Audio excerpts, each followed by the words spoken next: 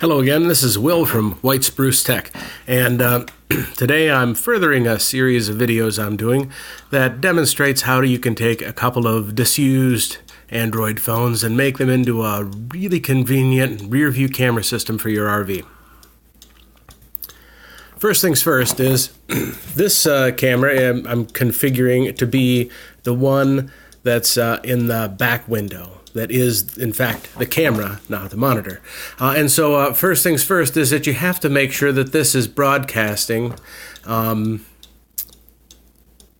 its own Wi-Fi hotspot. So I'm going to swipe down from the top here twice just so that I can get to the gear there, the little cog, and get to my settings here.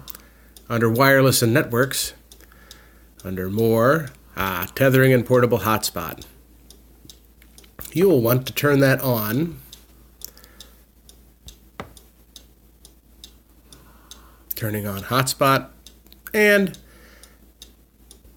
in the setup, you can go and give it a nice snappy name. You can put a password on it.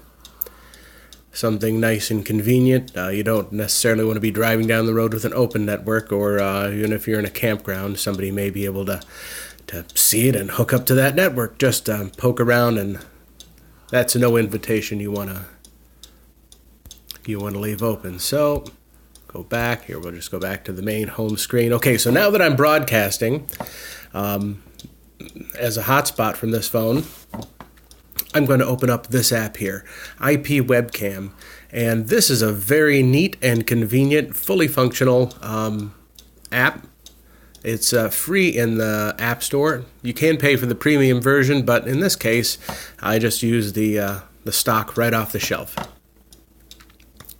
I'll start at the top here, and you see video recording. We're not going to be doing that here, so we don't have to bother with the setting there. Main camera is the primary camera in the front. That's fine. Now, when we get down to video resolution, by default, this is going to be the top resolution for the device that you're using, and that is probably not what you want to be broadcasting. It would be just an awful lot of data, and it certainly is more than you need.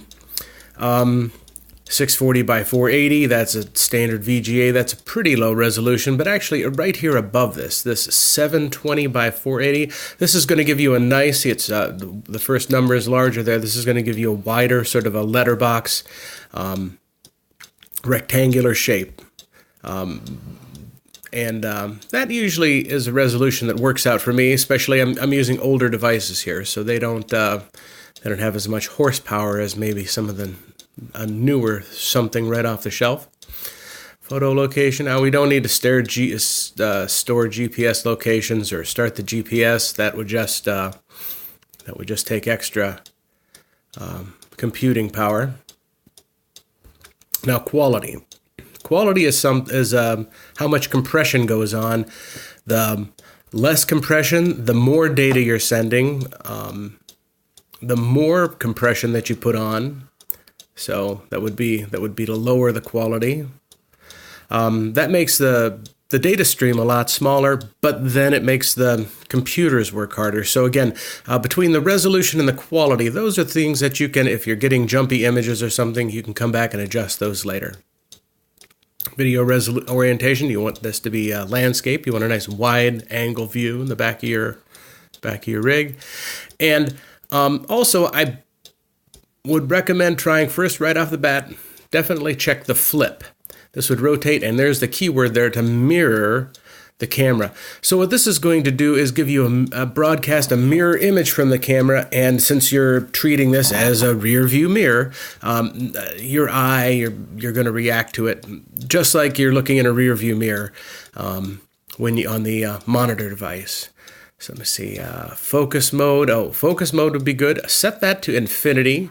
You don't want it to be working hard, and you're going to be looking at things in the distance further than 10 feet, 3 meters away. So infinity is a good measure there. Scene mode, auto. You could, if you have difficulty with the viewing things, you could go on and change any of those. Okay, I'm at the bottom here on the video preferences.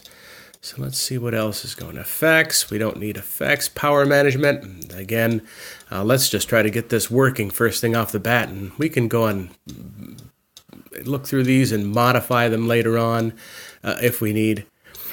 No customization here. Again, let's just try to make the connection first. Broadcasting local on a port and a password. You could set the password, again, if you're worried about security, but if you're using a local hotspot with a password, no need to go ahead and do anything there. So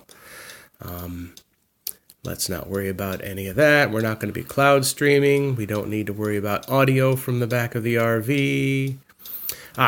Stream on device boot. If you've got a dedicated device that you're just going to be using to be looking out of the back window, this is real handy, because when you turn it on in the morning and you start the phone up, then bingo, it's going to start this program and start broadcasting right away, and that's what you want. There again, frequently asked questions, and Get Pro if you're interested in that, and support the development of the app. And then right at the bottom, Start Server. And there we've got an image from the camera coming. And if you look, make sure that I'm got something dark there. At the bottom it says, it has that series of numbers, HTTP 192.168.43.1. and port 8080. That's the information that you're going to need on the front device, the viewer. So you might write that down, or it's usually simpler than that. There's a default address, and I'm not exactly sure why this isn't using the default address, but needless to say, once you set this up, then it should just repeatedly use those same numbers for your connection. So that's the basic setup for your rear camera, your monitor, using IP webcam. Next up, check the links below to see other videos in this series. There's how to physically attach the devices in your rig, and also how to set up the other elements such as Tiny Cam Monitor Pro, which is what we'll be using on the front, and some other other apps I hear use to use this as a computer in my for travel in the RV.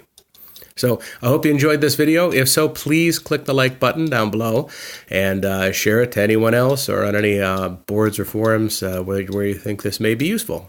Thank you.